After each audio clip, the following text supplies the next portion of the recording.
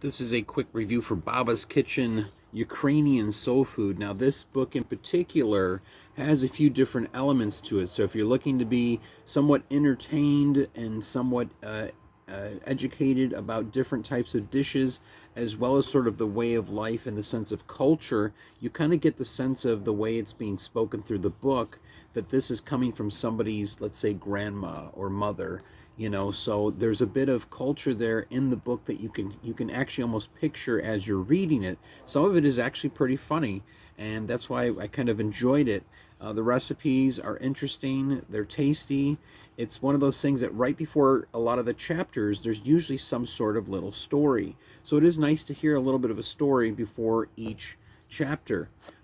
With that being said, this could make a nice gift for someone, and this could also make something for someone who is used to making these type of recipes and wanting to learn more, very interested in doing just that. So again, this is just a quick review for Baba's Kitchen, Ukrainian Soul Food.